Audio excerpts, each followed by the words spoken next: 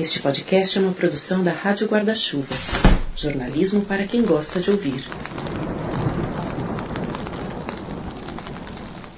Oi, tudo bem? Chegamos já ao segundo episódio da temporada. Estamos lendo África, girando o continente por meio da literatura. Começamos na Nigéria e hoje vamos a Angola.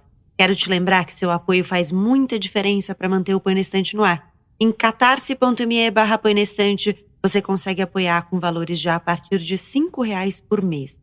Se você já apoia, muito obrigada. Desde a temporada passada, você também pode ouvir os episódios do Põe na Estante em nonada.com.br, nosso parceiro. Claro, continua nos tocadores, essa é uma opção a mais. E que vem com um bônus, viu? Porque quando você visita o Nonada para ouvir o Põe na Estante, você pode aproveitar para ler, assistir, ouvir os outros conteúdos ligados à cultura e às políticas culturais que estão por lá, sempre muito bons. Aliás, eu recomendo muito a reportagem da Thaís Seganfredo sobre os observatórios culturais e como eles têm resistido à queda de recursos, aos cortes e ajudado a suprir o apagão de dados da cultura no Brasil hoje. O texto também mostra a importância de a gente ter esses dados, de a gente ter indicadores culturais. Bom, e antes de começar, eu aproveito esse gancho dos dados para falar que a falta de transparência, de sistematização de dados, de políticas públicas baseadas em evidências, hoje um problemão no Brasil, um problema grave, e os jornalistas têm tido que trabalhar em dobro para conseguir acesso à informação. No Pauta Pública e no Vida de Jornalista, 2 podcasts parceiros do Põe na Estante na Rádio Guarda-Chuva, estão muitos destes bastidores de coberturas. O Vida está com uma série especial no ar que vale muito a pena sobre as eleições, e o Pauta Pública, que agora é semanal, tem trazido entrevistas muito relevantes para nos ajudar a entender esse momento do Brasil. Bom, depois é só procurar o Pauta Pública e o Vida de Jornalista no seu tocador favorito. Agora bora para nossa conversa? Nós estávamos sempre atentos à queda das nêsperas, das pitangas e das goiabas, e era mesmo por gritarmos ou por corrermos que o Casu Cuta acordava assim no modo lento de vir nos espreitar, saía da casota dele a ver se alguma fruta ia sobrar para a fome dele. Normalmente ele comia as nêsperas meio cansadas ou de pele já escura que ninguém apanhava. Mexia-se sempre devagarinho, bocejava e era capaz de ir procurar um bocadinho de sol para lhe acudir as feridas, ou então mesmo buscar regresso na casota dele. Às vezes, mesmo no meio das brincadeiras, meio distraído, e antes de me gritarem com força para eu não estar assim, tipo estátua, eu pensava que se calhar, o Casu Cuta naquele olhar dele de ramelas e moscas, às vezes ele podia estar a pensar. Mesmo se a vida dele era só estar ali na casota, sair, entrar, tomar banho de mangueira com água fraca, apanhar nêsperas podres e voltar a entrar na casota dele, talvez ele estivesse a pensar nas tristezas da vida dele. Acho que o Casu Cuta era um cão triste, porque é assim que eu me lembro dele. Nós não lhe ligávamos nenhuma. Ninguém brincava com ele, nem já os mais velhos lhe faziam só uma festinha de vez em quando. Mesmo nós, só queríamos que ele saísse do caminho e não nos viesse lamber com a baba dele bem grossa de pingar devagarinho e as feridas quase nunca a sararem. Acho que o Casu Cuta nunca apanhou nenhuma vacina. Se calhar ele tinha alergia ou medo, não sei. Devia perguntar ao tio Joaquim. Também o Casu Cuta não passeava na rua e cada vez andava só a dormir mais. Um dia era de tarde e vi o tio Joaquim dar banho ao Casu Cuta. Um banho de demorar. Fiquei espantado. O tio Joaquim que ficava até tarde ali na sala, o tio Joaquim que nos puxava as orelhas, o tio Joaquim silencioso. Como é que ele podia ficar meia hora dar banho ao Casu Cuta? Lembro que o Casu Cuta adorar aquele banho. Deve ser porque era um banho sincero. Deve ser porque o tio punha devagarinho frases ao Casu Cuta e ele depois ia adormecer. Casu Cuta, lembro bem os teus olhos doces a brilhar tipo um mar de sonho só porque o tio Joaquim silencioso, veio te dar um banho de mangueira e te falou palavras tranquilas, num quibundu assim com cheiros da infância dele. A infância como um lugar colorido, saboroso, cheiroso e por vezes melancólico. Os contos que o angolano Ondiak reúne são as peças que formam um desenho de uma experiência de criança que o autor viveu. Os vizinhos são quase a família é quase ele mesmo. Uma comunidade que se cria em torno da escola, da rua, das brincadeiras, dos eventos políticos, das viagens para visitar os parentes, das telenovelas brasileiras, das descobertas. Histórias que entregam nostalgia, risos altos e o frescor do olhar de quem ainda não se acostumou com o mundo. Os da Minha Rua, John Jack, é tema do segundo episódio da temporada, que já começou.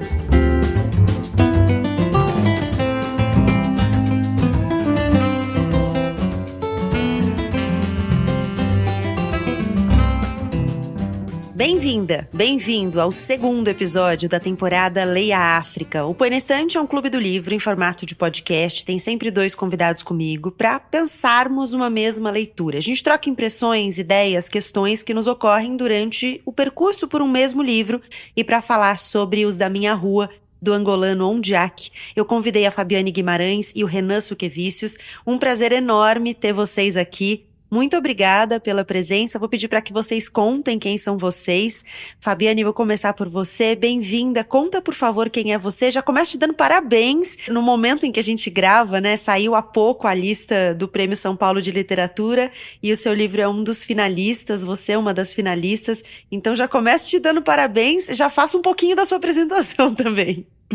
Obrigada, Gabi. Eu fiquei muito feliz com essa indicação, estou muito feliz de estar aqui, agradeço o convite, adorei o livro e, enfim, eu sou escritora, sou autora do livro Apague a Luz Se For Chorar, meu romance de estreia, como você mencionou, é finalista do Prêmio São Paulo de Literatura, na categoria estreante, e eu estou lançando aí ano que vem pela Alfaguara meu segundo romance, Como Se Fosse um Monstro.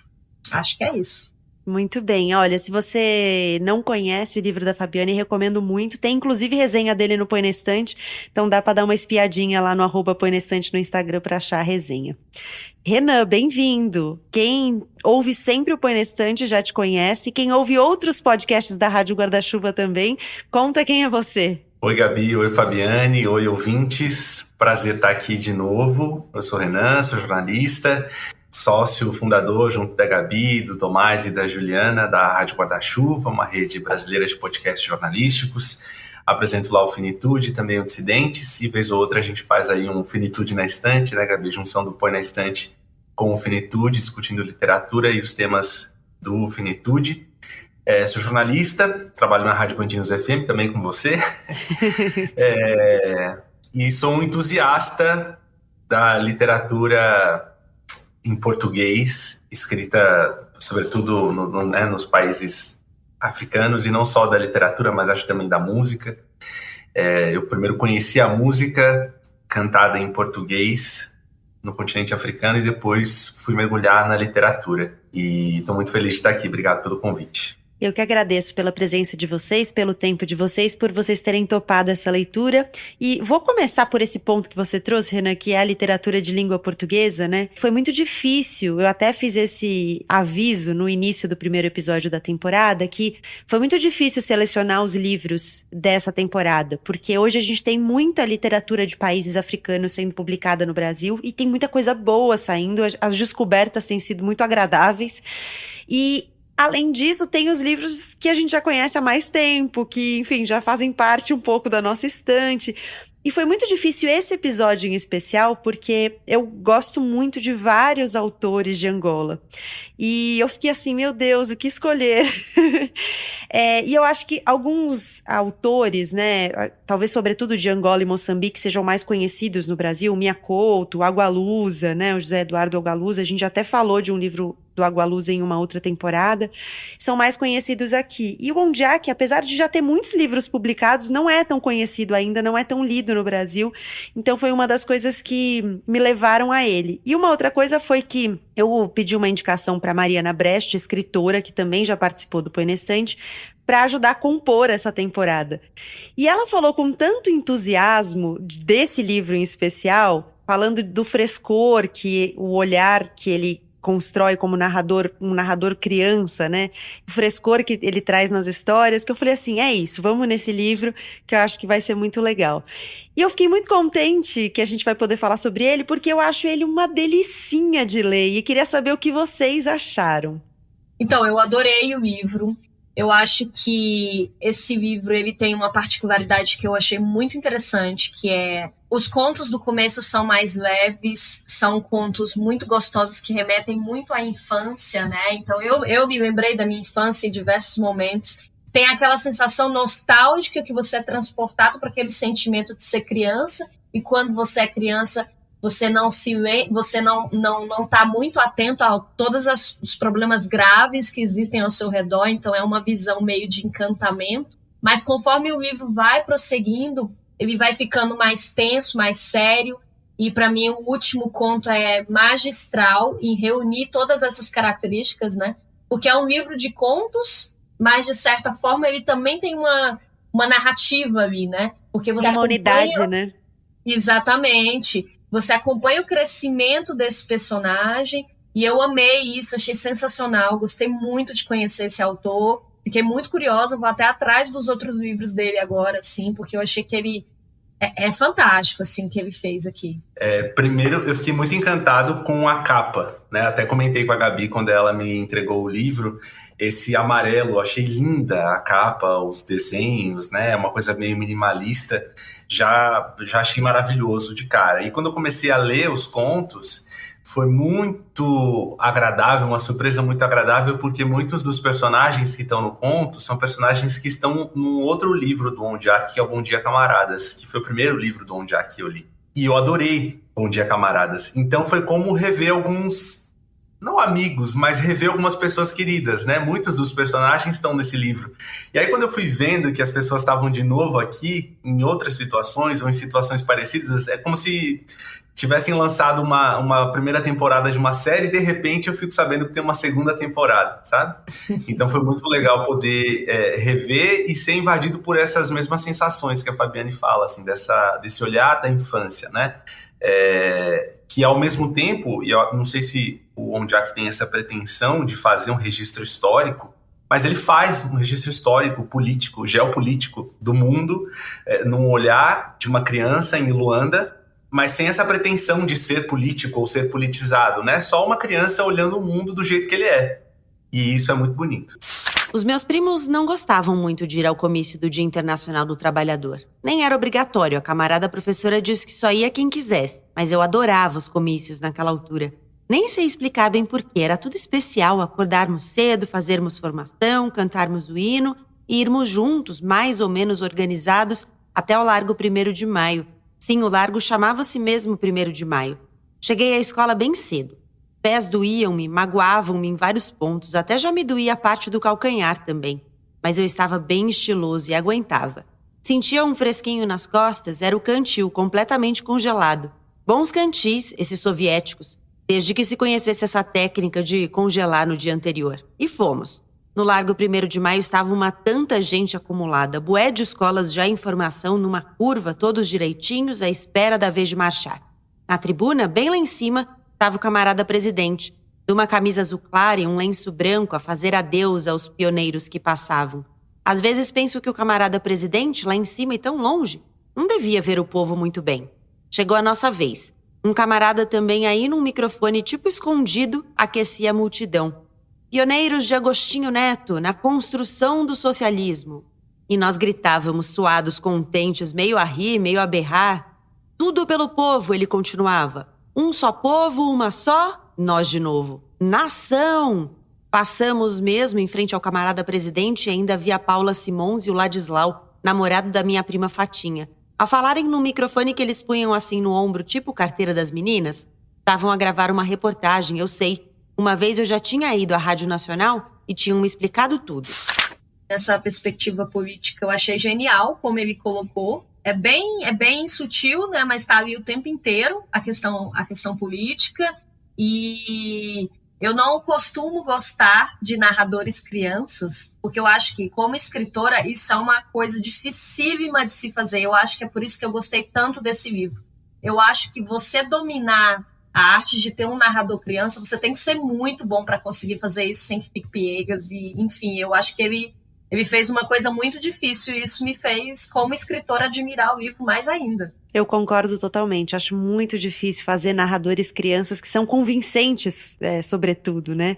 E eu acho que talvez muito desse convencimento, o porquê parece verossímil pra gente, é também porque é bastante autobiográfico o livro, né? Em um dos contos, inclusive, aparece o nome dele. Ele diz o nome dele, porque o nome dele, ele é conhecido como Ondiak, mas o nome dele é Indalu de Almeida. Eu não sei se a pronúncia está correta, mas não é o nome de nascimento. Ondiak não é o nome de nascimento dele, né? E em um dos contos, tem uma troca, um diálogo, e alguém pergunta o nome dele, e ele fala o nome dele. E então você vê que tem muito mesmo autobiográfico. Claro que não necessariamente significa que o que tá ali aconteceu com ele, mas certamente há algo da infância dele que tá colocado ali naqueles contos. E eu acho muito gostoso uma coisa que eu cresci em São Paulo. Mais do que isso, eu cresci em apartamento. E eu, em geral, morei em prédios em que não tinha criança. Eram poucas crianças no prédio, então eu não tinha os amigos do prédio, eu não tinha os vizinhos, eu não tive essa criação de uma comunidade ali de vizinhos. E ele cria, né? Os da minha rua são justamente as pessoas que moram ali nas casas ao lado, que se frequentam, são famílias que trocam coisas, inclusive histórias. E eu, apesar de ter nascido e crescido em São Paulo, eu passei boa parte das minhas férias em uma cidade do interior de Minas, Carmópolis, que é a cidade onde a minha mãe nasceu e onde a minha avó viveu até falecer há pouco tempo, e onde eram meus tios e meus primos e tudo mais, em que era isso, era totalmente os da minha rua. Então era, vai lá no fulano, pega não sei o quê, vai lá no ciclano, vai saber de não sei o quê. Então isso me pareceu muito gostoso, porque também remeteu um pouco a essa vivência de uma comunidade que se cria, né? Total, total. Comigo aconteceu exatamente o contrário. Eu sempre morei em casa, na periferia de São Paulo, imagina, anos 90, anos 2000, talvez eu tenha sido da última geração que brincou na rua, né? Então passava o dia inteiro na rua, tinha muitas pessoas, almoçava na casa das pessoas, tinha vida social na rua, né? E a interação social, inclusive entre os pais, os meus pais e os pais das outras pessoas da rua, aconteciam porque tinha uma interação primeira entre as crianças. Então eu me identifiquei muito, muito, muito com o livro dele, apesar de tão distante, né? Apesar de ser uma outra realidade, ele está falando de Luanda e eu também, ser de São Paulo, eu vi muitas similaridades. E, diferentemente de vocês duas, eu sou fascinado por livros que são na perspectiva de uma criança, ou de um jovem, ou de adolescente, ou de um jovem que olha para trás e consegue ver o seu desenvolvimento, o seu crescimento. Eu até fiquei pensando assim, quais são esses outros livros que me encantam muito? Eu acho que alguns muito parecidos, isso pode servir até como um chamariz para quem quer conhecer a obra do Ondiak, sobretudo essa que a gente está falando, né, Os da Minha Rua. Eu acho que tem muitas semelhanças com o Nu de Botas, do Antônio Prata, que eu adorei ler, que é esse olhar um pouco, embora seja ali quase uma coisa, quase uma crônica, é um olhar curioso de uma criança olhando para os adultos, olhando para o mundo, olhando para a cidade de São Paulo, que era uma coisa que era muito distante também da minha realidade de infância, né? Ele estava falando de uma cidade diferente da região que eu cresci ali. Acho que o Rio Chamado Tempo, uma casa chamada Terra do Miacouto também, que é esse retorno de um jovem que olha para a família, que olha para as raízes dele. Um outro muito bom também de São Paulo, mas com olhar da periferia de São Paulo e que conversou muito comigo, foi o Manual Prático do Ódio, do Ferrez, um dos melhores livros que eu já li. E acho o Capitã de Areia também, do Jorge Amado. Tem uma ligação... o Capitã de Areia é super. Não é? E eu adorei fazer essas conexões, assim, e acho que entra nessa categoria. Inclusive até ontem, né, a gente está gravando hoje, numa segunda-feira. Ontem eu escrevi já há um tempo um conto e mandei pra Gabi, e ela até falou assim, parece um pouco com o Ondiak. Eu acho que fiquei inspirado e tem um pouco desse olhar, assim, o narrador é um pouco essa criança ou adolescente que tá adultecendo, né, que tá percebendo que tá crescendo e consegue ter uma certa maturidade de olhar para o seu entorno. Mas ao mesmo tempo mantém o frescor, né? Mas o que eu achei genial, que eu acho que ele faz, o Ondiak faz muito bem, que o narrador dele é uma criança, mas ao mesmo tempo é tudo muito bonito. Ele escreve de uma forma muito bonita, porque um erro comum de escritores quando vão escrever narradores crianças é que acaba fazendo uma linguagem, uma sublinguagem, digamos assim, com erros ortográficos, tenta emular, na verdade, a fala da criança para poder narrar.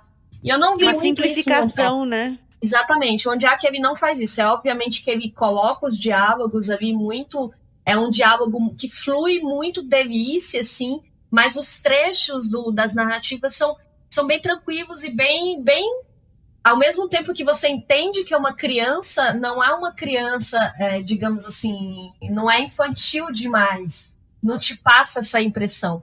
Então eu gostei muito, me lembrou Festa no Covil, do Juan Pablo Villa-Lobos, que também é narrado por uma criança, e é um livro que eu gosto muito, um livrinho assim, sabe? Mas o Festa no Covil é bem mais pesado, né?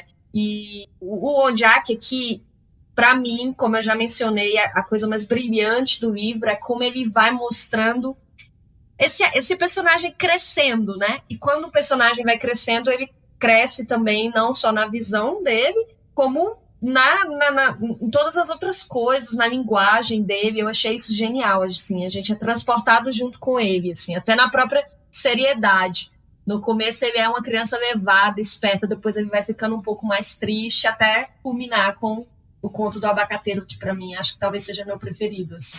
Deixei os braços pousarem na madeira inchada e úmida, abri um pouco a janela, a pensar que isso de olhar a chuva de frente podia abrandar o ritmo dela. Ouvi lá embaixo, na varanda, os passos da avó Enete, que se ia sentar na cadeira da varanda a apanhar fresco.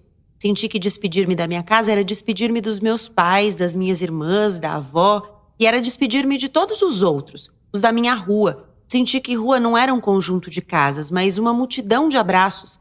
A minha rua, que sempre se chamou Fernão Mendes Pinto, nesse dia ficou exprimida numa só palavra e quase me doía na boca se eu falasse com palavras de dizer infância. A chuva parou. O mais difícil era saber parar as lágrimas. O mundo tinha aquele cheiro da terra depois de chover e também o terrível cheiro das despedidas. Não gosto de despedidas porque elas têm esse cheiro de amizades que se transformam em recordações molhadas com bué de lágrimas. Não gosto de despedidas porque elas chegam dentro de mim como se fossem fantasmas mugimbeiros que dizem segredos do futuro que eu nunca pedi a ninguém para vir soprar no meu ouvido de criança. Embora seja uma criança, ele tá olhando muito pro mundo dos adultos também, né? Para as referências adultas, pros pais, pro tio, pra avó, pros professores. Eu amo os professores. Os professores são muito diferentes. Eu também. Os professores são muito bons. É muito bom. Um dos contos no final, eu até anotei, marquei aqui, que é um pingo de chuva, e ele abre lindo, falando justamente essa brincadeira, essa coisa que ele faz com as palavras, que ele fala que as despedidas têm cheiro, né? E aí ele vai escrevendo a luz do sol no apartamento dos professores, quando ele vai fazer uma despedida, como os professores estão sentidos. Então, é uma criança, mas olhando para um sentimento universal, né? Que é o sentimento de alguma tristeza, de alguma nostalgia, quando você encerra alguma coisa e vai embora. Mas ele tá entendendo aquilo de algum jeito, mas traduzindo numa linguagem poética, numa linguagem simples, sem ser simplista, né? Exatamente. É exatamente isso que acontece. E essa questão da despedida ter cheiro, ele repete, né? Ele repete essa questão no último conto, e que eu acho que é, sim, autobiográfico. Nesse caso, eu acho que é muito dele mesmo, essa questão da despedida, do cheiro, enfim, é um personagem que está se despedindo ali da infância, né, para a vida adulta. E, enfim, eu amei. Eu acho que tem uma coisa muito legal, casa justamente com frescor, que é as crianças, elas são seres humanos que ainda não se acostumaram, né? E então tudo tem essa coisa esse tom de descoberta. E é muito gostoso você ler, porque tem a descoberta das brincadeiras, tem a descoberta da escola, tem a descoberta dos momentos em que ele vai participar de comícios e de manifestações do 1º de maio, tem a descoberta da sexualidade, do que ele sente quando tá perto de uma menina, da menina que é bonita, da menina que quer dar um beijo de língua e que ele tem medo, enfim, e várias outras descobertas. E ao mesmo tempo, ao mesmo tempo que as crianças elas não se acostumaram, elas também não se limitaram, né? Elas aprendem, elas sabem as coisas e não tem um filtro ainda totalmente social ali, né, para as coisas que você aprendeu. Então, tem um conto que eu gosto muito, que é da professora Genoveva, que ela vai até a casa pede pra falar com a mãe e a mãe tá com cólica. E aí ele fala que a mãe tá deitada porque tá com a menstruação e ele faz uma mega explicação sobre a menstruação e como as mulheres sentem dores durante a menstruação e tal. E a professora fica preocupada e depois liga pra mãe pra dizer: olha, seu filho tá sabendo um pouco demais sobre menstruação. Então tem uma coisa cômica também, assim, é um pouco engraçado. Foi um livro que me fez rir. O Lima era um senhor muito magrinho, que também bebia bem, tinha os olhos sempre a brilhar e a boca sempre a rir. Era simpático o Lima e devia ser amigo do tio Chico, porque o tio Chico gostava de lhe chamar o Sacana do Lima. Chegamos à casa do Sacana do Lima numa rua bem escura, que era preciso cuidado quando andávamos para não pisar nas poças de água, nem na dibinga dos cães. Eu ainda avisei a tia Rosa: cuidado com as minas. Ela não sabia que as minas era o código para o cocô quando estava assim na rua pronto a ser pisado. O Lima veio abrir a porta, os olhos dele brilhavam muito e trazia já na mão uma Nocal bem gelada. Passou a garrafa para a mão esquerda e apertou a mão de todo mundo, mesmo da tia Rosa, e a mão dele estava muito gelada. Isso era bom na casa do Lima, as bebidas estavam sempre a estalar. Eu assim me imaginei já saborear uma Fanta bem gelada e me deram mesmo. Ainda estávamos no quintal. O Lima mostrou ao tio Chico as tais cadeiras encomendadas. O Lima vendia mobílias muito feias, com um aspecto assim de cadeiras que os mais velhos adormecem quando estão na casa de alguém, como um funeral, e o morto também.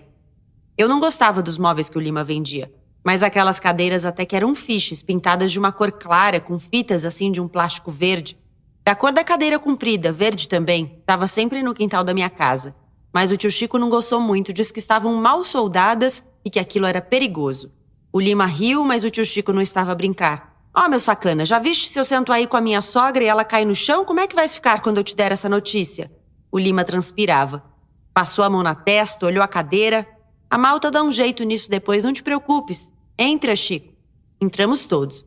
Mas até tenho que dizer aqui uma coisa. Nessa altura em Luanda, não apareciam muitos brinquedos nem coisas assim novas. Então nós, as crianças, tínhamos sempre o radar ligado para qualquer coisa nova. Mal entramos no quintal, vi uma caixa de papelão bem grande e os restos de esferovite no chão. Isso só podia significar uma coisa. Havia material novo naquela casa. Podia ser fogão, geleira ou outra coisa qualquer. E mesmo acho que era essa a razão de estar toda a gente com bebidas na mão. E pensando justamente nessa coisa autobiográfica, até tá ouvindo uma entrevista do Dom Jack, dele falando, e aí eu já não lembro mais se era exatamente do Os da Minha Rua ou do Bom Dia Camaradas, talvez dos dois ao mesmo tempo, que foi ele contando para esses da rua dele: ó, eu escrevi algumas histórias sobre a gente, né? Agora todos adultos, e ele já tinha publicado, ele já tinha mandado para editora, se não me engano. E aí já tinha publicado, que ele mandou o livro para as pessoas: ó, eu escrevi sobre você. Imagino as reações que as pessoas podem ter tido ao ver as histórias delas ali, né? Mas é uma coisa que eu achei muito... É um livro leve, é um livro muito engraçado diversas vezes, mas ele tem uma tristeza nas entrelinhas que eu achei particularmente bem doloroso, assim, porque, por exemplo, no conto, eu até marquei ele aqui, que é um dos meus favoritos, que é o No Galinheiro, no Devagar do Tempo, né? Que é quando a Charlita, a amiga que tem um problema nos olhos, vai para Portugal com o pai para trocar os óculos e fica todo mundo ansioso, né? Porque a Charlita vai voltar de Portugal, ela vai vir de óculos novos e a gente vai continuar vendo Roque Santeiro, né? A novela. Isso foi também muito legal, mostrar, né, aquela cultura em torno da novela, de todo mundo ficar discutindo. Mas a Charlita chega, ela volta e ela tá com o mesmo óculos, com a mesma roupa, tá triste, não quer falar do que aconteceu. E ali a gente tem nas entrelinhas ali uma questão do pai dela, do alcoolismo dela, que não é revelada. Ele não explica o que aconteceu, né, com a Charlita, afinal de contas. Ele não conta por que a Charlita não volta com óculos novo. Mas, ao mesmo tempo, aquilo ali tá na entrelinha e é muito bonito isso, assim, porque é isso, a criança, ela percebe que tem alguma coisa errada, ela não sabe direito o que é, mas ela tá ali com aquele sentimento de descoberta dela, né? E acaba que a gente sabe, a gente, enquanto leitor adulto, a gente percebe isso que ele colocou, mas não tá colocado totalmente. E, para mim, é dos grandes trunfos do livro, porque tem várias coisinhas dessas, assim, que você percebe que as crianças são blindadas de certa forma, né? De toda essa tristeza do mundo adulto. Mas ao mesmo tempo elas, como você falou, né? Elas percebem alguma coisa e elas dão um jeito de acomodar aquele incômodo ou aquele silêncio que existe ali, né? Então, na forma de uma brincadeira, na forma de uma piadinha, de algo que traz o outro para perto, elas acomodam de alguma maneira os incômodos uns dos outros. Isso é muito legal também, mas eu também acho que tem uma certa melancolia assim que atravessa o livro. Sim, inclusive quando o personagem vai, né, até a Charlita no galinheiro, e aí ela pergunta, você vai me perguntar também do que aconteceu? E aí pra mim é muito lindo quando ele fala assim, não, eu só quero te contar o que aconteceu na novela. Então, é assim, maravilhoso, eu achei brilhante. Eu também adorei isso. Isso é muito legal, né? Essa coisa do intercâmbio cultural entre os países de língua portuguesa, que vários autores relatam isso, né? Então, ele fala das novelas, das telenovelas, ele fala também da música do Roberto Carlos, né? Que tocava nos rádios e ele sabia as letras e tudo mais. Então, e no final ele faz, inclusive, um agradecimento, né? No final do livro, onde Jack tem uma lista ali de agradecimentos, e ele coloca as músicas do Roberto Carlos, da Adriana Calcanhoto, ele menciona também. Eu acho isso muito legal, porque o Renan falou da música no início, e eu acho que a música é um dos pontos de intercâmbio mais fortes, talvez. E as novelas, a gente sabe que elas são muito presentes, não só nos países de língua portuguesa, mas é algo que a gente exporta, né? Sim. Eu inclusive, antes de começar aqui, eu tava ouvindo uma música do um cantor angolano.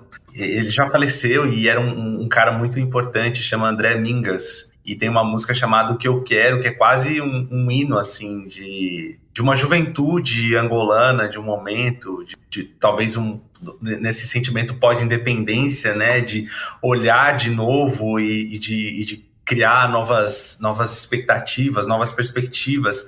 E aí ele fala, sou jovem como tu, quero a vida ver sorrir, viajar, ter amigos, ver Luanda a florir, pelo pôr do sol do nosso país, tão lindo, tão lindo, tão lindo, inspirando emoções.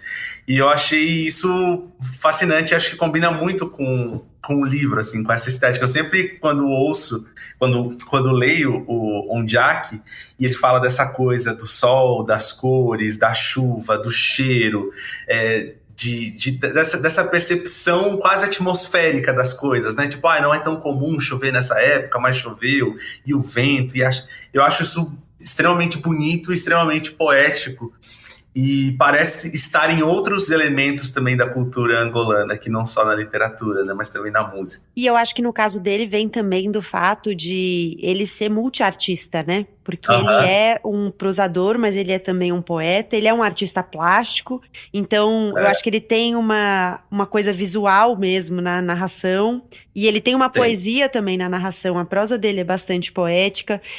Eu gosto muito do uso que ele faz das palavras que não são familiares a nós, que falamos o português do Brasil, então no final, inclusive, do livro tem uma espécie de glossário, né, para caso tenha ficado alguma... Você acaba... Assim, eu consultei muito pouco o glossário, no final eu fui ver de curiosa, mas... Você vai sacando, né? Você vai sacando. Mas é muito legal ver esse uso também, né? Como a gente diria aqui, como eles dizem lá. Ele fala do desportuguês, não no livro, né? Mas em entrevistas ele fala do desportuguês e da possibilidade de moldar a língua portuguesa como barro, né? E não seguir o português do dicionário, mas seguir um outro português, um português falado, um português que tem história, que tem afeto, e ele faz muito, muito isso. Eu adoro as coisas... A oralidade. Eu adoro o que o Ondiak produz, não só de romance, mas dos contos e das poesias que ele faz também. E geralmente eu não costumo associar muito. Eu fui ler, por exemplo, um livro de poesias do Mia Couto, e eu não gostei tanto. Eu adoro vários dos livros dele, mas de poesia não. E tem algumas coisas do Ondiak assim, que eu acho fabulosas. Então ele consegue me agradar em todas as frentes. Uma pessoa, quando é criança, parece que tem a boca preparada para sabores bem diferentes, sem serem muito picantes de arder na língua. São misturas que inventam uma poesia mastigada, tipo segredos de fim de tarde. Era assim antigamente na casa da minha avó, no tempo da Madalena Camusequelê. O sol ainda quase não tinha ido embora. Ali mesmo, em frente à casa da minha avó em É, havia muita poeira dos caminhões com trabalhadores soviéticos. Todos saíam do trabalho com fatos azuis e capacetes amarelos. Eram as obras do mausoléu que estavam a construir para o camarada presidente Neto. O mausoléu que nós chamávamos de foguetão, pois parecia um foguetão que ia mesmo voar. Estávamos sentados no muro. Era já nosso hábito fazer assim uma pausa de ver aquela tanta gente sair contente. O trabalho deve ser uma coisa muito chata, porque todo mundo ri quando sai do trabalho. Éramos ainda alguns, nós, os primos, os da casa do Sr. Tuarles e até o Gadinho e o Paulinho. Quando a Madalena chegou com 2 sacos de compras, nós espreitamos. Óleo, 2 garrafas. Sabonete, 3 barras. Lata de chouriço, 2. Açúcar, 1 saco. Fósforos, 4 caixas. Sal grosso, 2 sacos pequenos. Foi esse o azar da Madalena. Na imaginação de nós todos, ao mesmo tempo, nessa tarde tínhamos apanhado bué de mangas verdes na casa da dona Libânia. A Madalena entrou, foi arrumar tudo na despensa e depois nos encontrou já com o plano. Madalena, camusequelê, o Paulinho falou. Não dá pra nos desenrascares num bocado de sal grosso? Camusequelê é tua tia, tás a ouvir? A Madalena não gostava daquele apelido forçado que meu primo Nitó tinha lhe aplicado. Isso porque ela tinha um rabo assim sobressaído, como dizia o Nitó. Mas depois a tia e a Naima falaram bem com a Madalena. Nos 2 sacos de sal grosso era só tirar lá 2 mãozinhas que nem a tia Maria dá conta.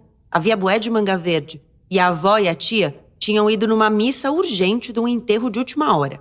Éramos bué, ao fim da tarde, com banda sonora dos caminhões, éramos bué a olhar assim pra Madalena. E ela olhou pra mim. Nisso de ele colocar impressões, cheiros, eu amei essa frase aqui que eu destaquei. Ele cita, né, que o caminhão passava, o caminhão cisterna passava, molhando a terra para acalmar o pó, né, da rua. E eu imaginei isso, porque na minha cidade, eu cresci em Formosa, interior de Goiás, também tinha um caminhão que às vezes passava jogando água, porque para não levantar tanta poeira, né, nas casas. Eu achei isso genial, me transportou lá para o passado. E aí ele fala, né, que a rua ficou úmida a deitar um cheiro de sol no alcatrão que tremia refrescado. Achei isso lindíssimo, maravilhoso. Eu também admirei muito que, quando ele diz que o russo, né, o soviético tá lá dirigindo o caminhão, eles ficavam naquela, né, de gritando o cara, provocando o cara, gozando da cara do cara. E aí ele fala que o soviético xingava eles na língua dele, que parecia um português mastigado e cuspido ao contrário. Isso é genial. Porque muitas pessoas, inclusive, dizem que o russo parece português, né? Quem não é falante de nenhuma das 2 línguas diz que russo é muito parecido com português, né? E aí eu fiquei até me perguntando, gente, é mesmo, né? De fato, quando você escuta o russo, parece mesmo um português mastigado e cuspido ao contrário. É maravilhoso, maravilhoso. Essa frase que eu até sublinhei aqui. Vou aproveitar que você trouxe os soviéticos para falar um pouquinho desse contexto histórico, né, e político que ele traz, porque ele está narrando essas memórias de infância no momento justamente pós-independência, né, como o Renan falou, pós-independência de Angola, que coincide com a infância do escritor mesmo, né, ele nasceu em 77 e a independência de Angola foi em 75. Então, ele nasceu pouco depois desse momento de independência, já tinha tido uma guerra dentro do país, né? Ele faz referência em um dos contos, ele menciona, na verdade, o camarada Agostinho Neto, que foi o primeiro presidente de Angola depois da independência, ele foi presidente até 79, e ele era do partido que governa Angola até hoje, que era o movimento pela libertação, né, um movimento nacionalista de libertação da Angola, chama assim, né, inclusive, Movimento Popular de Libertação de Angola. E tem várias referências a esse momento, não só do país, mas a influência soviética, então é um momento de Guerra Fria, tem uma hora que ele conta, e como assim, algumas coisas são completamente descabidas, né, nessas influências internacionais, nas coisas que a gente importa dos outros países. Ele conta, por exemplo, que eles têm um cantil que eles têm que usar, que é um cantil soviético, só que o cantil esquenta a água, porque eles não têm, na Rússia, o problema de ter 40 graus de temperatura e a água ficar pelando. Então, eles desenvolvem lá o método de sempre encher o cantil, congelar E aí, no dia seguinte, quando vai levar o cantil para passar o dia, o cantil tá congelado e eles conseguem ir bebendo a água à medida que vai descongelando, porque tá muito calor, senão a água fica morna. Tem várias coisinhas pequenas e grandes que falam dessas influências todas, desse momento que o país está vivendo e que o mundo está vivendo, né? É uma apropriação que ele faz também do fato de ser angolano, né? Ele se entende angolano e ele entende os outros que não são angolanos. Exato. A relação dos professores também, né? Quando os professores entram em contato com a cultura angolana, com a comida angolana, mesmo com o idioma, o português de Angola, ele percebe essa diferença, o jeito que os professores pronunciam as palavras, ele fala muito disso. Então é interessante essa visão, né? De conseguir notar essas diferenças e de fazer graça disso, né? De achar algo curioso e meio... mesmo que isso pudesse significar algum tipo de tensão, algum tipo de dificuldade, de imposição, né, das culturas. Mas ele consegue ver alguma graça nisso também. Eu achei muito genial no capítulo que ele vai, no conto que eles vão se despedir, né, dos professores, dos camaradas, porque tá trocando de escola. E fica ali subentendido, eu confesso que eu conheço pouco da história de Angola, então me deu até, assim, uma vontade de pesquisar, de procurar mais, porque de fato ele conta e aí fica muitas coisas subentendidas, né, que os professores estão partindo. Não, a escola provavelmente vai fechar, porque as aulas não voltam. E aí ele coloca que a professora se pinta inteira, né? Se maqueia. Eles acham aquilo ali um pouco estranho, né? E aí, só que ninguém fala nada. E aí a aluna fala, não, professora, você está muito bonita.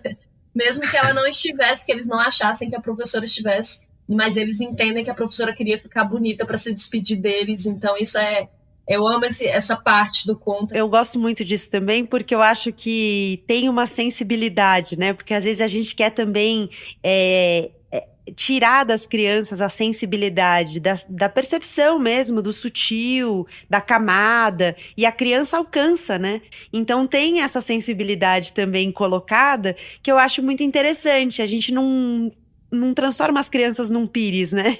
É uma coisa rasa, assim. Você vê que tem uma profundidade nas relações, nas trocas, que tem até a ver com o que a gente falava antes, né? De eles acomodarem os incômodos que eles percebem que existem e que, apesar de eles não lidarem da mesma forma que os adultos lidariam, eles lidam, né? Eles dão um jeito de enfrentar aquela situação ali. Até a camarada professora ficou espantada e interrompeu a aula quando o Bruno entrou na sala. Não era só o que se via na mudança das roupas, mas também o que se podia cheirar com a chegada daquele Bruno tão lavadinho. No intervalo, em vez de irmos todos brincar a correr, cada um ficou só espantado ao passar perto do Bruno, mesmo a fingir que ia lá fazer outra coisa qualquer. A antiga blusa vermelha tinha sido substituída por uma camisa de manga curta, esverdeada e flores brancas, tipo Havaí. Mas o mais espantoso era o Bruno não trazer os calções dele, verdes, justos, com 2 barras brancas de lado. A pele cheirava a sabonete azul limpo, as orelhas não tinham cera, as unhas cortadas e limpas, o cabelo lavado e cheio de gel. Até os óculos estavam limpos, tortos, mas limpos. Lá fora a gritaria continuava. O Bruno, ao contrário dos últimos 6 anos de partilha escolar, estava mais sério e mais triste. Fiquei no fundo da sala. Eu era o grande amigo do Bruno e mesmo assim não conseguia entender aquela transformação. Olhei o pátio onde as meninas brincavam 35 vitórias. Na porta, uma contraluz do meio-dia iluminava a cara espantada da Romina. Eu olhava a Romina, o sol na porta e o Bruno também. O Mujimbo já tinha circulado lá fora e eu nem sabia. Havia uma explicação para tanto banho e perfumaria. Parece que o Bruno estava apaixonado pela Ró. A mãe do Bruno tinha contado à mãe do Hélder todos os acontecimentos incríveis da tarde anterior. A procura do bom perfume, o gel no cabelo, os sapatos limpos e brilhantes, a camisa de botões. A mãe do Bruno disse à mãe do Hélder, foi ele mesmo que me chamou para eu lhe esfregar as costas. Depois do intervalo, o Bruno passou-me secretamente a carta. Quando a gente é criança, os professores são as nossas grandes referências, né? A gente tem contato com alguns adultos principais, né? São nossos pais, as pessoas da nossa família e os professores, não tem outros tantos adultos. É muito comum, por exemplo, a gente querer ser professor quando a gente é criança, né? Falar que vai crescer e quer ser professor, que é a referência profissional que a gente tem. Coitados dos meus irmãos, o que eu dei de aula para eles. E é interessante isso, é interessante esse olhar para os professores especificamente, né? E eu lendo esse livro, O Bom Dia Camaradas, eu lembrei muito dos meus professores, né? A diferença que pode fazer o contato com o professor na nossa vida, né? Então, assim, imagina essas crianças em Angola tendo contato com esses professores cubanos. Que impacto isso teve na vida, na formação deles, né? No olhar deles para Cuba, no olhar deles para a geopolítica, sei lá. Totalmente diferente de alguém que, obviamente, não teve contato com eles, porque ficou essa marca na infância. Não é uma coisa, mesmo que você leia um livro, que você ouça um podcast, qualquer coisa que você faça, não vai ser semelhante, né? Um estudo a uma experiência, uma vivência, né? Sim, e eu acho que essa parte da vivência é tão forte e traz um ar tão verdadeiro para o livro o tempo inteiro. Não só a vivência dele com os professores, com os camaradas na escola, mas a vivência dele ali testemunhando pela primeira vez uma televisão a cores. A vivência dele se reunindo para assistir a novela. Essas questões de... eu achei muito interessante a expressão tirar um fino, né? Que é pegar a cerveja. Falando um pouco do intercâmbio que essa foi a única expressão que eu não entendi muito bem no começo. Depois eu entendi que era tirar um chopp da cerveja lá, né?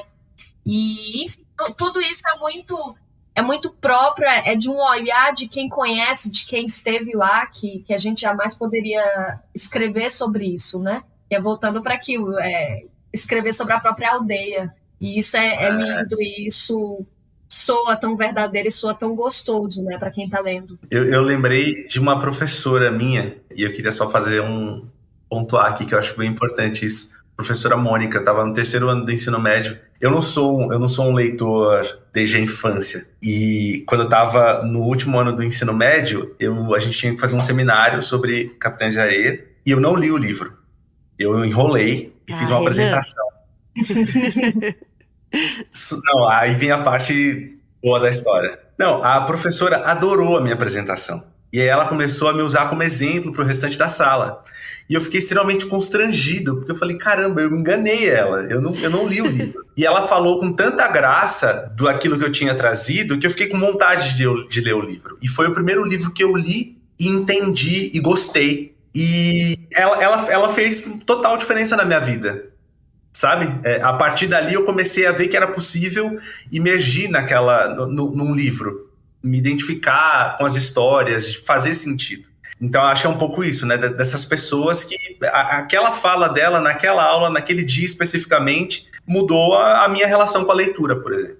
Isso legal. É muito lindo. Eu lembrei também muito dos meus professores, porque era uma cidade do interior, então tinha muito isso, de que os professores vinham de fora, alguns deles vinham de Brasília, né, no caso. Eu também tive uma professora que era uma camarada, digamos, entre aspas, porque ela era de Brasília, a professora Michele, também no 3º ano. E essa professora, eu acho que hoje eu não seria a escritora que eu sou sem a influência dessa professora, porque eu me senti extremamente, meu Deus, olha onde eu moro, olha o que eu vou ser. E essa professora, eu sempre gostei de escrever, e aí nas provas dela de história, ela era professora de história, eu ficava escrevendo, assim, longos parágrafos, porque eu amava escrever. E ela vinha e elogiava tudo que eu escrevia. E ela falava, você tem um talento enorme para escrever. Eu falava, mas professora, ela, o que você quer fazer de faculdade? Eu falava, não sei, jornalismo, né? Porque a única coisa que tem para escrever é curso de jornalismo. E aí eu falava, eu queria o UNB, mas eu não sei se eu passo. E ela, você passa sim. Você vai atrás disso. E é por causa dela, inclusive, que eu fiz o UNB, que eu fui correr atrás, que eu fui estudar, porque foi a principal professora da minha vida, assim, que me motivou para ser quem eu sou hoje. Então, de fato, esse livro ele tem muita homenagem para as professoras, né? Os professores. Que legal ouvir essas histórias também. Deixa um vivo aqui aos professores que nos fizeram quem somos hoje, né? Isso é muito legal. Ó, filho, não pode chamar a mãe? Preciso muito de falar com ela. Isso de eu preciso muito de falar com ela era uma frase que eu já conhecia de outras pessoas. Mesmo eu já tinha sido ralhado muitas vezes pelo meu pai, só por ter lhe acordado na conta de umas pessoas chatas que tinham vindo lhe incomodar. Uma vez eu fui acordar o meu pai. Pai, tá lá embaixo o camarada João, veio pedir cigarros. Meu pai disse assim meio a dormir. Cigarros, abá da merda. Mas não podia dizer isso ao camarada João, então menti que meu pai estava mal disposto e eu não tinha conseguido lhe acordar. Também, às vezes, a minha mãe dizia para eu ir de novo até o portão, pequenino, dizer que a mãe estava a lavar a cabeça e ainda ia demorar uns 45 minutos. Mas naquele sábado eu nem precisava de inventar nenhuma história. Professora Genoveva, eu não posso acordar a minha mãe. Ó, filho, mas eu preciso mesmo de falar com ela. Mas ela foi se deitar porque estava muito incomodada. Ah, sim? Sim, é que ela hoje acordou com a menstruação. Tava cheia de dores. A professora Genoveva fez uma cara muito estranha. Parecia que tinha dores de menstruação também. Limpou o suor da testa, do queixo, mas não adiantou muito, porque continuava toda molhada. Hoje de manhã, a minha mãe acordou cheia de dores. A professora sabe como é, encostei-me no portão. Quando aparece a menstruação, depende muito das mulheres, mas algumas têm muitas dores.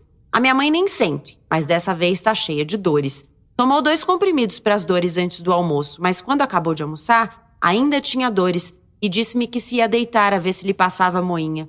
A professora Genoveva transpirava muito. Olhava para mim com os olhos muito abertos, mas não sei o que lhe estava a acontecer. Fiquei um bocadinho preocupado. Tem uma coisa que eu acho que é legal de dizer, né? Na verdade, tudo que a gente falou já tem a ver com isso, mas que é a construção de memória, né? Eu acho muito legal e muito rico você perceber como a memória é construída, como nesse caso ela tem âmbitos sinestésicos, né? Então ele vai descrever, como vocês falaram, os cheiros, as cores, os sons e tudo mais. E como a memória, ela é fluida, né? Então tem uma coisa de ele descreve e aí depois tem o amigo que chega e fala que aconteceu a coisa de um jeito meio mais ou menos, não foi bem assim. E aí tem o contato dele também com as fotografias, que a fotografia é meio que uma concretização de um momento na memória, mas não da história da memória, né? Então a fotografia, ainda que seja concreta, ela também te dá a possibilidade de criar a memória que vem com ela e que a explica e tudo mais. Eu terminaria olhando para isso porque eu acho que é muito rico você pensar e me fez pensar muito no meu processo e acho que nos processos de todos nós de olhar para trás e construir o que faz sentido pra gente mesmo, né? Que talvez não seja bem o que aconteceu, mas na nossa cabeça foi daquele jeito, ou faz sentido que a gente complete os vazios daquele jeito. Uhum. E às vezes voltar, né? Olhar para trás, e é interessante às vezes assim, lugares da infância. Esses dias eu tava comentando com um colega de trabalho, mostrando a rua em que eu morava com os meus pais. Aí coloquei no Google, o carro do Google passa ali e faz a foto. E aí eu fiquei meio chocado, assim, com a rua como ela era pequena. E muitas das vezes isso passa na minha cabeça quando eu volto em algum lugar, a igreja, a escola da infância, como esses lugares pareciam tão gigantescos, né? Quando a gente era criança. Ou na memória, pelo menos, pareciam tão gigantes. E agora eles meio que estão explorados, eles estão ultrapassados e a gente consegue ver eles talvez um pouco menor, talvez dentro de um contexto maior, né? As coisas ao redor cresceram, porque a gente conheceu mais coisas com o passar do tempo, né? É exatamente isso. Eu acho que uma espécie de filtro, né? Um filtro porque você ainda tem uma visão pequena, limitada, então tudo parece gigante, enorme. Eu concordo muito, Gabi, com essa sua visão sobre a memória. Inclusive, esse livro me fez revisitar algumas lembranças de infância que eu não lembrava que eu tinha. Uma delas foi a questão da manga verde com sal, o que me fez pensar que, no fim das contas, a experiência brasileira é muito semelhante à africana, né? A experiência de infância, porque eu também comia muito manga verde com sal escondido. Meu pai tinha uma chácara, então a gente ia lá, pegava a manga verde, só que minha mãe brigava, né? Os adultos sempre brigavam, falavam que você ia ter cólica, que você ia passar mal, só que a gente comia escondido. Manga verde com sal. E eu não me lembrava disso. E lendo o conto, gente, caramba, tem o conto em que eles comem, né, a manga verde com sal, que eu consegui até sentir o sabor. Inclusive, fiquei com vontade. Acho que amanhã mesmo eu vou atrás de uma manga verde. Pra comer com sal. Muito bem. Fabiane, Renan, foi um prazer conversar com vocês. Muito obrigada por terem topado essa conversa. Contem agora nesse final, por favor, onde as pessoas encontram vocês, deixem arrobas, os caminhos para achar os livros, os podcasts. Sou muito presente em todas as redes sociais, as pessoas podem me achar aí no Instagram, meu arroba é Fabi C. Guimarães, tudo junto. Meu Twitter é Real Fabiane. E meu livro, Apague a Luz Se For Chorar, está disponível em todas as livrarias físicas e online. Tem na Amazon, tem no site da Companhia das Letras. É só digitar Apague a Luz Se For Chorar. Eu tô no Twitter e no Instagram como @suquevicios e com podcasts nos tocadores, o Finitude, o Dissidentes, e também tô no ar todo dia na Rádio Pandinhos FM, entre 5 e 6 da tarde, com o Noticiário de São Paulo. Exato. Obrigada, gente. Um beijo. Obrigada pelo convite, adorei. Tchau, tchau. Bom, estamos nos finalmente de mais um episódio. Na segunda sexta-feira de outubro a gente volta com uma viagem à África do Sul. O Põe na Estante tá no Twitter e no Instagram como @põenestante. Lá no Instagram, inclusive, você consegue acompanhar todos os livros da temporada. Tá lá no nosso feed qual é o planejamento inteiro, se você quiser ler junto com a gente para acompanhar cada episódio novo. Por lá, saem informações também de eventos literários, resenhas, muitas trocas. Dá um pulinho nas redes sociais do Põe na Estante. Eu sou a Gabriela Maier, cuido da produção, do roteiro, da edição do Põe na Estante. O João Vitor Coura faz a mixagem de som e o Arthur Maier faz as capas dos episódios. Muito obrigada pela sua companhia e até o terceiro episódio.